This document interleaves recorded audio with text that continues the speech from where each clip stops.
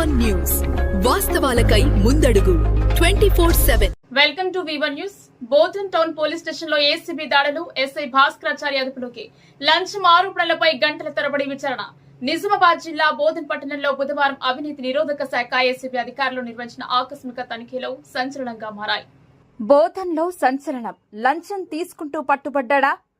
బోధన్ ఎస్ఐపై ACB operation. బోధన్లో భారీ కలకలం. టౌన్ పోలీస్ స్టేషన్లో ఏసీబీ సోదాలు, పోలీస్ స్టేషన్లోని ఏసీబీ ఎంట్రీ. బోధన్లో హై టెన్షన్ డ్రామా. అవినీతిపై ఏసీబీ ఉక్కుపాదం.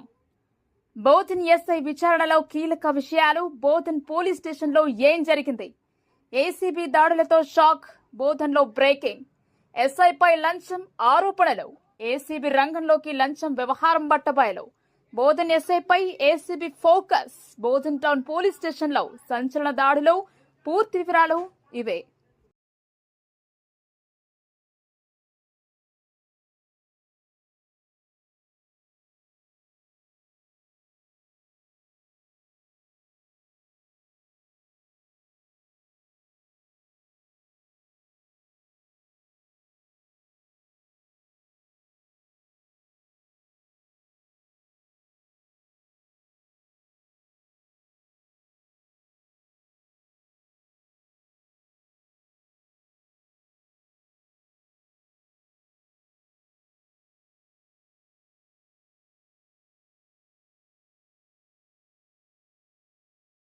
బోధన్ పోలీస్ స్టేషన్లో కేసు నమోదైంది.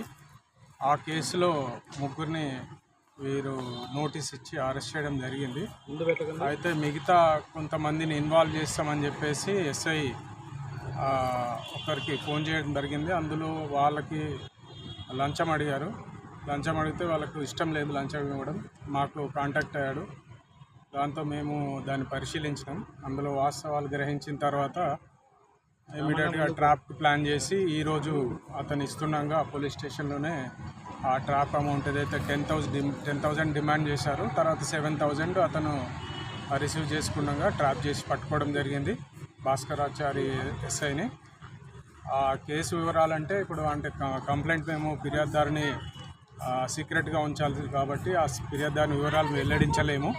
కానీ ఎవరైనా అధికారి ప్రజలను ఏ చిన్న పనికి కానీ పెద్ద పనికి కానీ వేధించి డబ్బులు వసూలు చేయాలనుకుంటే లంచం డిమాండ్ చేస్తే తప్పనిసరిగా 1064కి ఏసీబీకి కాంటాక్ట్ చేసి అట్లాంటి అధికారులను పట్టివ్వాలని కోరుతున్నాం పబ్లిక్ని.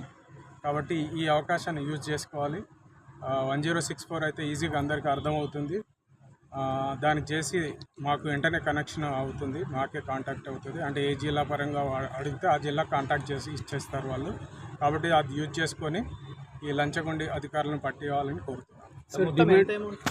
డిమాండ్ అమౌంట్ ఎంత సార్? 10,000 డిమాండ్, 7,000 యాక్సెప్ట్ చేశారు. 7,000. మన ఛానల్ ని వెంటనే సబ్స్క్రైబ్ చేసుకుని పక్కనే ఉన్న బెల్ ఐకాన్ కొట్టేసి నోటిఫికేషన్ ఆన్ లో పెట్టుకోండి.